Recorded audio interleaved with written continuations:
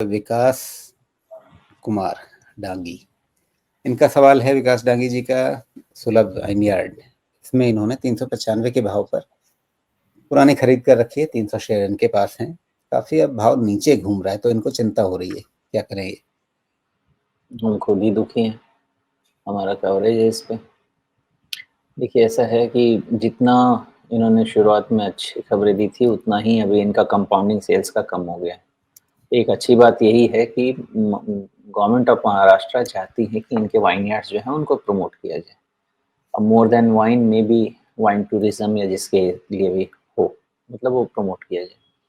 तो एक कम से कम उस हिसाब से सूला के लिए आप खबर तो अच्छी कह अच्छा, सकते हैं। इसीलिए क्या महाराष्ट्र सरकार ने जो हाल में रेस्ट्रिक्शंस लगाए हैं उसमें वाइन को छोड़ रखा है? हाँ, वाइन को छोड़ा है और बियर को छोड़ा है जिसमें कि अल्कोहल कंटेंट कम है। ओके, जिसमें अल्कोहल कंटेंट ज़्यादा है। अब मुझे इतना नहीं समझ में आता बिकॉज़ मैं टी टोटलर हूँ, मैं तो शराब पीता नहीं हूँ। लेकिन जितना मैं जानता हूँ, सबसे ज़्यादा तो मैंने ये देखा है कि वो बड़े-बड़े ग्लास में लोग वो बियर ही पीते हैं।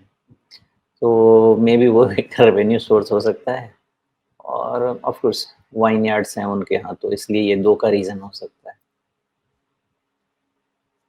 जी, तो फिलहाल अभी इनको करना क्या चाहिए? 395 के भाव पे जो इनका अभी है।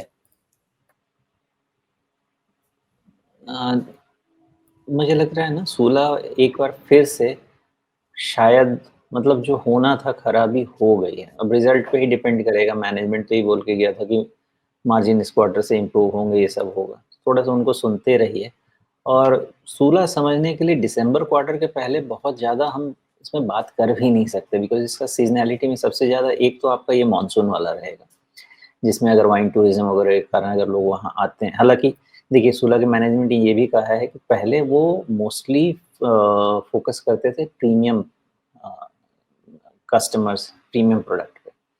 अब वो अक्रॉस द बोर्ड एड्रेस करना चाहते हैं। तो एक तो स्ट्रैटेजी चेंज भी है। लेकिन फिर भी मानसून का सीज़न ऐसा होता है जिसमें वाइन टूरिज़्म बढ़ती है। तो वाइन टूरिज़्म मुझे लगता तो नहीं है कि फ़ोकस एरिया नहीं रहेगा, वो भी रहेगा। तो एक ये मौसम हो जाएगा आपका, मतलब जून-जुलाई वाला तो सितंबर क्वार्टर और फिर अक्टूबर, नवंबर, दिसंबर में जो फिर वो ईयर एंड में जो दिसंबर 31 को चलेगा, वो क्वार्टर। ये 2 क्वार्टर में इनके पास ट्रिगर है। तो सूला का फैसला फिर होना चाहिए जनवरी में, मुझे ऐसा लगता है। और बाकी अब सूला को मुझे नहीं लगता 275 के नीचे जाना भी चाहिए अगर ये सब फैक्टर्स को काम करने हैं। 275 के नीचे अब नहीं दिख रहा है, लेकिन फिलहाल बहुत धीमे ही सही लेकिन एक हायर लोज का पैटर्न बनता हुआ दिख रहा है। क्या ये एक राउंडिंग पैटर्न बनेगा या अभी एक फ्लैट चैनल जैसा चलेगा? 2 क्वार्टर में ट्रिगर है राजीव जी। तो अगर कुछ थोड़ा भी इम्प्रूवमेंट इनका रिज़ल्ट अगर जुलाई एंड अगस्त में जब भी आया, अगर दिखा, तो जी। फिर ये कम से कम आपका 450 475 वाला जो मूवमेंट है, थोड़ा-सा फाइन ट्यून करता हूँ, रुक जाइए। कम से कम इसका 350 वाला जो मूवमेंट है, हुँ, इतना तो हो जाएगा। ओके। उसके बाद लेकिन फिर रिज़ल्ट के बाद डिसाइड करेंगे। लेकिन एक समस्या है।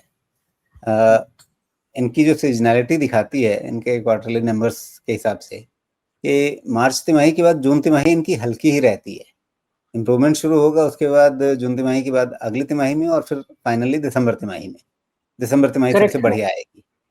करेक्ट है तो ना? अभी जून अभी तक तो जुलाई में रिजल्ट आएँगे उसमें कोई फुलझड़ियाँ नहीं छूटने वाली इसमें, ऐसा लगता है जो पिछला ट्रेंड है उसके हिसाब से। नहीं, वो सही बात है। अभी तो नंबर्स में कुछ नहीं होगा क्योंकि जून में अभी तक तो कुछ वैसा मानसून वाइन टूरिज़्म देखने को नहीं मिल रहा ना। जुलाई से पूरा अगर all over India monsoon cover करता है, तो फिर जो नासिक और ये सब वाइनयार्ड्स हैं, उसमें लोग जाएँगे। तो उसका असर सितंबर क्वार्टर में ही मिलेगा। सितंबर क्वार्टर का रिज़ल्ट मतलब अक्टूबर में मिलेगा। बट मार्केट तो ऑफ कोर्स फॉरवर्ड लुकिंग है ना, तो स्टॉक उसको पढ़ेगा और इन एंटीसिपेशन एटलीस्ट 275 होल्ड करेगा, ये मैं कह रहा हूँ। और बाकी अदर एफर्ट्स जो मैनेजमेंट करेगी, जो मैनेजमेंट कह रहा है कि अब सिर्फ हम प्रीमियम सेगमेंट पे ही ध्यान नहीं देंगे, हम ऑल अक्रॉस द कस्टमर्स को एड्रेस कर रहे हैं। अगर उसका कुछ असर दिखता है, थोड़ा भी असर दिखता है, तो मार्केट उसको पॉजिटिव लेगा।